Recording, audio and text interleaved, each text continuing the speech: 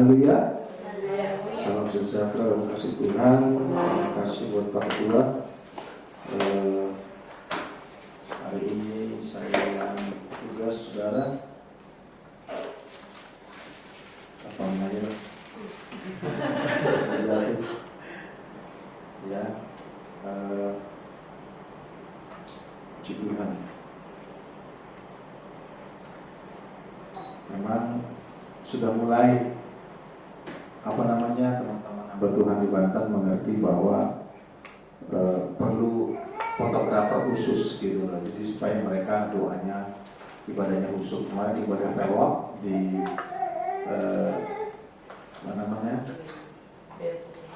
di BSD Sekina itu jadi mereka sudah mulai jadi videonya ditangkap oleh mereka ya, plus memang penting, jadi terpisah fotografer media dengan ibadah. Tapi saya sering nonton YouTube, melihat gitu kakek-kakek besar, Benny Hinn, Susan Hatting, beberapa kakek besar, orang tumbang-tumbang gitu ya, ibadahnya luar biasa. Fotografer nggak tumbang, saudara. Mungkin ilmunya tinggi juga. Jadi saya nggak pernah lihat gitu. Pemain musik kita tumbang, hadirat Tuhan luar biasa, singer, songwriter semua tumbang gitu. Fotografer tetap dia ilmunya tinggi fotografer. Puji Tuhan. Ya, mari kita perhatikan dalam 1 Yohanes 4 ayat 19. Ya, 1 Yohanes 4 19 ayat 19. Yuk kita baca sama-sama, kita berdiri yuk. Jadi doanya duduk, nah kita berdiri. Ya, 1 Yohanes 4 ayat 19 sudah dapat saudara? Ya, 2, 3.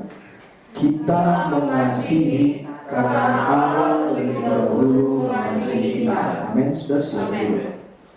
Jadi tema ini bahwa Allah lebih dahulu mengasihi kita. Saudara,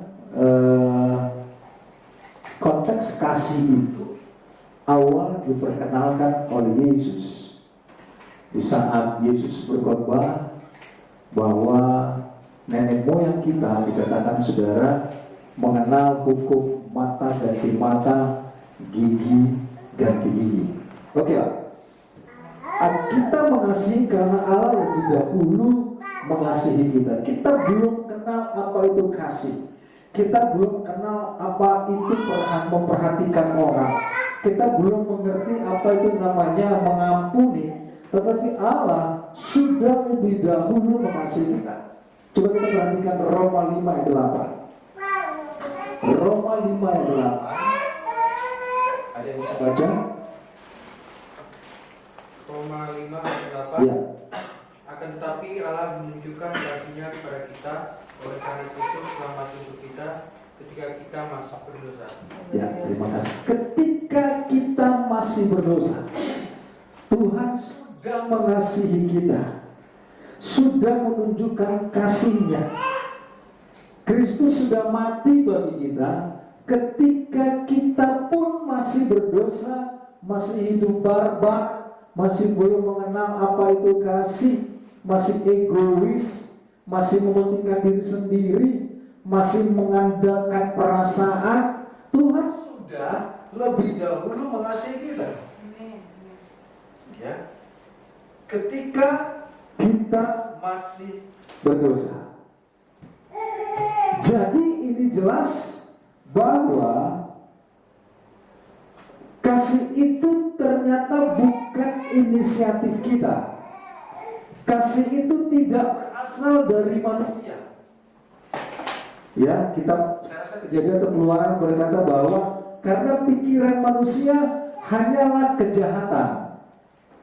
Jadi sebenarnya DNA manusia itu jahat. Gitu.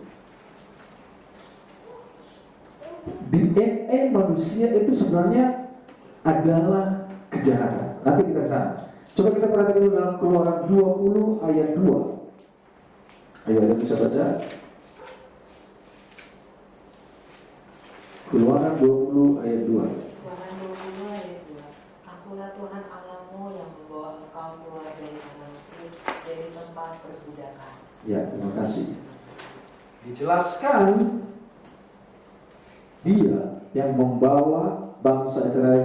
Jadi konteksnya ini adalah ke-10 firman. Ya, kita temanya kan Allah yang lebih dahulu mengasihi kita. Ayat 2 ini perikop ini judulnya ke-10 firman. Dimulai dengan kata lalu Allah mengucapkan segala firman itu. Sebelum Tuhan kasih firman, sebelum Tuhan suruh, Tuhan memperkenalkan dirinya, siapa dia kepada bangsa Israel. Akulah Tuhan Allahmu yang membawa kau keluar dari tanah Mesir, dari tempat perbudakan. Sebelum mereka mengenal Allah, karena mereka di Mesir itu kurang lebih 400 tahun, kurang lebih 450 tahun, kurang lebih 4 generasi. Jadi sudah kehilangan pengertian siapa itu Allah. Mereka sudah campur dengan bangsa-bangsa budak lain. Jadi mereka sudah kehilangan 4 generasi, 450 tahun diperbudak. Mereka sudah kehilangan konteks siapa itu Allah. Sehingga Tuhan memperkenalkan diri kepada mereka sebelum Tuhan kasih 10 firman. Artinya Tuhan melakukan yang baik dulu kepada bangsa Israel. Akulah Tuhan Allahmu yang membawa kau keluar dari tanah Mesir, dari tempat perbudakan. Baru ayat 3 dimulai. Jangan ada Allah lain di hadapanku. Nah, itu saudara. Jadi Tuhan gak serta-merta gak boleh nih. Enggak. Tuhan tarik dulu, nyatakan dulu 10 mujizat di Mesir. Tuhan selamatkan mereka, keluarkan dari Mesir. Baru Tuhan jadi tiang awan, tiang api. Tuhan kasih makan, Tuhan kasih minum, Tuhan pelihara dari binatang buas. Bahkan firman Tuhan katakan tali kasurnya pun gak rusak. Tuhan pelihara sempurna. Baru Tuhan katakan, inilah aku yang mengeluarkan engkau dari perbudakan. Jangan ada Allah lain di hadapanmu. Seperti itu saudara. Jadi berbeda dengan manusia. Kalau manusia biasanya jangankan melakukan yang baik, lakukan yang jahat dulu baru dia kenalan gitu loh. Tapi Tuhan enggak.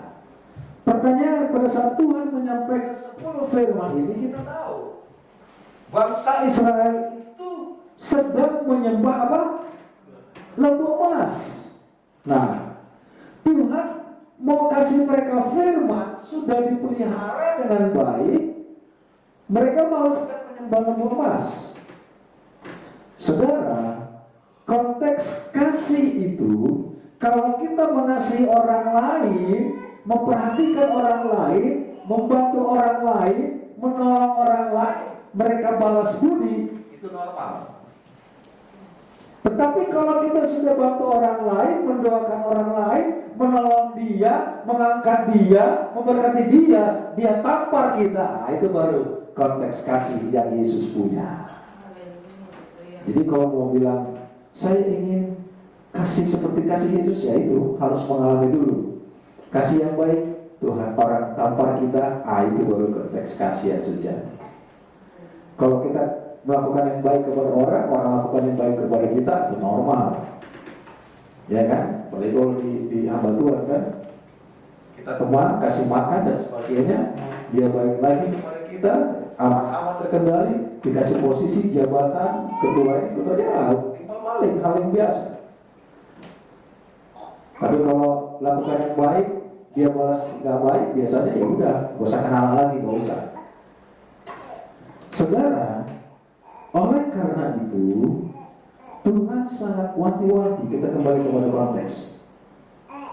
Kita baca lagi 1 Yohanes 4 ayat yang ke-19. Ya, kita mengasihi karena Allah lebih dahulu mengasihi kita. Ini mau dibawa kemana nih? Masuk ayat 20-21 sebagai penghabisannya. Jikalau seorang berkata, aku mengasihi Allah dan ia membenci saudaranya, maka ia adalah pendusta. Karena barang siapa tidak mengasihi saudaranya yang dilihatnya, tidak mungkin mengasihi Allah yang tidak dilihatnya. Gak mungkin. Ya, Kalau dibenci saudaranya, nggak mungkin dia bilang mengasihi Allah. Dan perintah ini kita terima dari dia. Barang siapa mengasihi Allah, ia harus juga mengasihi saudaranya. Saudara yang terkasih, pemuda remaja yang ada, kenapa Allah sangat concern dengan kasih saudara bersaudara? Kenapa? Karena kejahatan yang terbesar pertama terjadi adalah pembunuhan antara abang dan adik. Kalau di pelajaran masuk tes pendeta muda ada itu, atau mungkin di ujian lain, pembunuhan terbesar di dunia di zaman itu sampai seperempat penduduk dunia meninggal, korban adalah di saat Kain membunuh Habel. Jadi Tuhan datang untuk menunjukkan kasih karena hal yang sepele ini. Pertanyaan begini,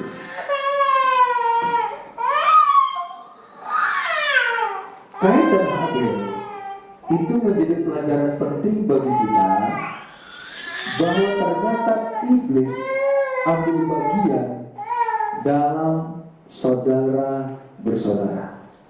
Sampai hari ini peperangan yang terjadi di dunia ini tetap ada akarnya karena ada dua saudara yang bertengkar. Harus kita pahami, tetap kita bicara tentang Ishak dan Ismail. Kita tahu keturunannya, ya, dan juga sampai hari ini peperangan itu terjadi karena dua saudara ini yang tidak mau akur. Makanya di kalangan saudara ada dalam satu rumah, jangan sampai ada bibit pertengkaran, apalagi kebencian dengan saudara sendiri. Bahaya. Karena iblis sangat senang bercokol di sana. Menjadi pelajaran penting Kain dan Habel, saudara. Makanya ayat ini berbicara tentang kembali lagi bahwa kita mengasihi karena Allah lebih dahulu mengasihi kita. Jika seorang berkata aku mengasihi Allah dan ia membenci saudaranya, maka ia adalah pendusta. Layak enggak dia di mata Tuhan? Enggak. Sesuci sekudus apapun orang, kalau dia membenci saudaranya, yakin dia akan surga. Karena Tuhan berkata, engkau diampuni karena engkau mengampuni. Jelas dalam doa Bapa Kami juga, ampunilah kesalahan kami seperti kami mengampuni orang bersalah kepada kami. Jadi kalau ada orang, siapapun dia di dunia ini, merasa begitu penting dan diurapi, tapi membenci saudaranya, jangan bakal harap dia masuk surga. Nggak bisa. Karena di sini dikatakan, jika seorang berkata aku mengasihi Allah dan ia membenci saudaranya, maka ia adalah pendusta. Karena barang siapa tidak mengasihi saudara yang dilihatnya, tidak mungkin mengasihi Allah. Tapi memang dunia ini paling enak itu ngatain saudara, itu paling enak. Di mana-mana. Serius. Paling enak ngomongin keluarga, ngomongin saudara. Apalagi pada saat papa-mama saya meninggal itu, waduh, situ mulai perpecahan, mulai perbedaan pendapat. Apalagi bicara tentang warisan. Warisan satu piring pun diperebutkan. Wah, satu piring dong diperebutkan. Ini piring mama ini, kesayangan mama ini, mama makan dari sini. Waktu hidupnya nggak pernah dia cuci tuh piring. Sudah meninggal dia rebutan piring. Bahkan sampai membenci terus. Sama dia semua. Ya, nanti kita bahas tentang hak warisan. Bahwa tidak pernah ikut campur dengan hak waris. Dan Tuhan tidak pernah ikut campur. Tuhan katakan, siapa yang menempatkan aku jadi hakim atas kalian saudara bersaudara? Tuhan gak pernah mau ikut campur. Tetapi Tuhan izinkan kita punya hikmat, bagaimana kita bisa mengontrol hidup kita, mengerti bahwa Tuhan sudah lebih dahulu mengasihi kita. Amin. Dan patut kita mengasihi saudara kita, amin. Siapapun dia. Tetapi iblis paling senang nongkrong, bercokol di antara saudara bersaudara. Saya mau katakan pembunuhan terbesar ketika Kain membunuh adiknya Habil.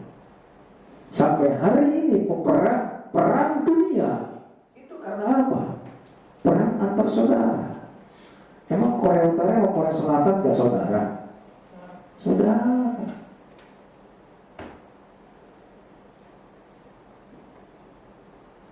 Apa yang terjadi kita lihat itu semua tentang saudara.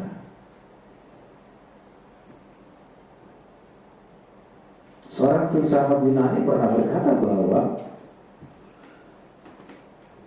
orang kan punya pepatah nih, tak kenal maka tak sayang. Tapi filsafat Yunani bilang semakin kenal, bukan semakin sayang, semakin kenal semakin benci. Bisa gak sih? Karena orang yang menyakiti itu bukan orang yang gak kenal. Gak mungkin kita tiba-tiba jalan sana ada tukang bakso gitu. Tukang bakso bilang, "Bung Andre, saya sakit hati sama kamu loh kakaknya." Kok bisa sakit hati? Gak bisa, gak mungkin. Tak kenal maka tak sayang. Semakin kenal pikirnya semakin sayang. Semakin kenal semakin benci. Seorang komika India bilang begini, orang lihat tampang saya pertama banyak gak suka lihat tampang saya, tapi setelah kenal sama saya makin benci gitu. Nah ini tantangan kita. Tetapi kita harus menyadari bahwa Allah terlebih dahulu mengasihi kita jauh sebelum kita mengenal apa itu kasih. Amin. Jauh sebelum kita memakainya, Tuhan Allah berkata kepada bangsa Israel, "Akulah Tuhan yang membawa engkau keluar dari perbudakan, dari penderitaan, dari kesengsaraan, dari God." Contohnya saudara. Tetapi pada saat Tuhan mengatakan seperti itu, mereka lagi menyembah lembu emas, kan sakit hati sudah. Ada banyak orang di sini nggak ada sudah di tempat lain ada. Minta tolongnya ke si A, curhatnya ke si B. Kan aneh. Lu minta tolong aja sama si B.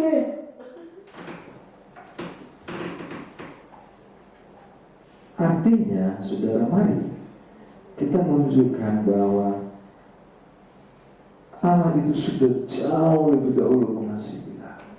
Tetapi pegang ini kuncinya. Jangan pernah berharap kita berkenan di hadapan Tuhan selama kita membenci saudara kita. Apapun itu. Selama kita senang mentertawakan saudara kita. Selama kita senang membuli dia, merendahkan dia. Saudara, waktu saya kecil, seorang hamba Tuhan berkata, akan terjadi suatu peperangan di udara. Menjelang akhir zaman akan terjadi peperangan di udara. Saya berpikir berarti nanti perang antara angkasa gitu, perang angkasa, gitu. Jet tempur si A, si B, jet tempur, antar negara. Berapa peperangan di udara, saudara. Ternyata mungkin itu betul, tetapi saat ini malah terjadi apa? Perang di udara, perang di dunia maya, saudara. Perang status. Dunia maya. Saya pikir itu pendeta tentang akhir zaman itu tentang jet tempur Indonesia, menyerang negara lain, perang di udara gitu. Ternyata perang status saudara di udara. Di sini nggak ada saudara. Di luar ada, nanti kita keluar juga. Oh kami yang keluar. Nah itu, dan iblis senang saudara, karena iblis itu penguasa udara. Jadi mari kita menyadari, mari kita ke tema kita saudara. Tema kita apa? Injil Yohanes 15 dan 16 dan 17 sebagai penutup. Bukan kamu yang memilih aku, tetapi akulah yang memilih kamu Dan aku telah menetapkan kamu supaya kamu pergi dan menghasilkan buah, dan buahmu tetap, supaya apa yang kamu minta kepada Bapa dalam namaku diberikannya kepadamu. Terakhir, inilah perintahku kepadamu, apa? Kasihilah seorang akan yang lain. Amin, saudara. Ini yang Tuhan mau. Tidak pernah ada berkat lewat kebencian. Tidak pernah ada sukacita, damai lewat apapun itu bentuknya. Karena kasih Allah, kita harus menyadari Allah sudah lebih dahulu mengasihi kita. Tugas kita cuma sederhana.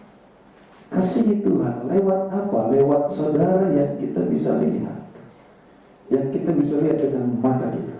Tapi dia nyakitin gue, ya bagus. Karena memang di saat kita disakiti, kita mengasihi dia, kita disakiti, itu konteks kasih yang sejati. Level tertinggi dalam kasih adalah dikala engkau mengasihi orang, tapi orang tampar kita. Itu level kasih yang sejati. Bukan menolong orang, kita ditolong. Bukan mengasihi orang, kita dikasih, bukan. Levelnya terlalu rendah. Level tertinggi dalam kasih, sekali lagi, kalau kita mengasihi orang, menolong dia, mengangkat dia dari got, saudara, tapi dia tampar kita